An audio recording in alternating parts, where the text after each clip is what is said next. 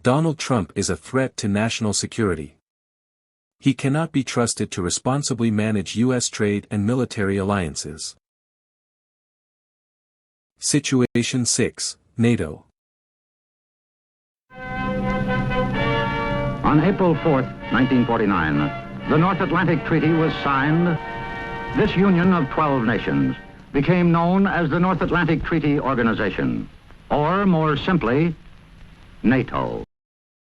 NATO is a political and military alliance which has expanded from the original 12 members to an alliance of 32 nations.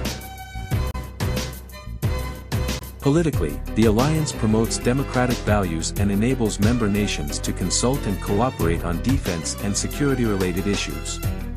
While NATO is committed to the peaceful resolution of disputes, if diplomacy fails, it has the power to undertake military operations. The basic principle of the alliance is collective defense. Article 5 of the Alliance Treaty states, the parties agree that an armed attack against one shall be considered an attack against them all. Each member will assist the party attacked by taking such action as it deems necessary, including the use of armed force, to restore and maintain the security of the North Atlantic area. This unique and enduring principle is the foundation of NATO, which binds its members together, committing them to protect each other and setting a spirit of solidarity.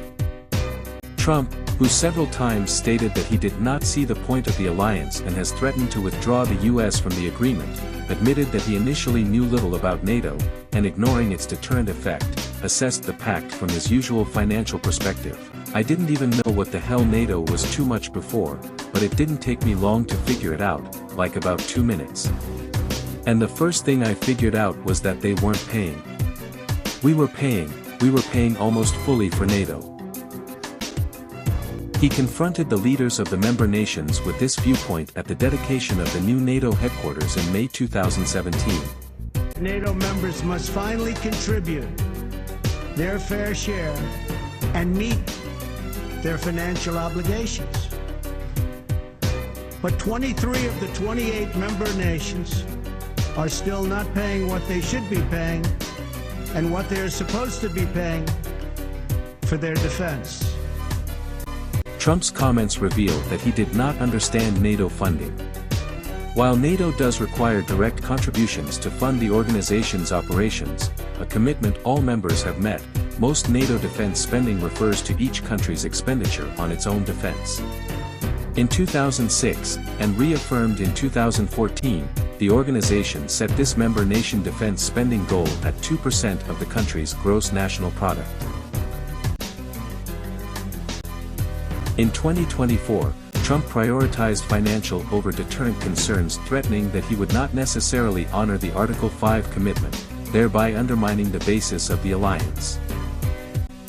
And one of the presidents of a big country stood up and said, well, sir, if we don't pay and we're attacked by Russia, will you protect us? I said, you didn't pay? You're delinquent? He said, yes, let's say that happened. No, I would not protect you. In fact, I would encourage them to do whatever the hell they want. You gotta pay. You gotta pay your bill. As of 2024, 11 countries had met the 2% defense spending goal. All but 2 of the remaining nations increased their percentage of GDP spending on defense over the previous year, motivated by Russian aggression as well as Trump's negative attitude toward the alliance. But there is great concern about the future of NATO should Trump be re-elected.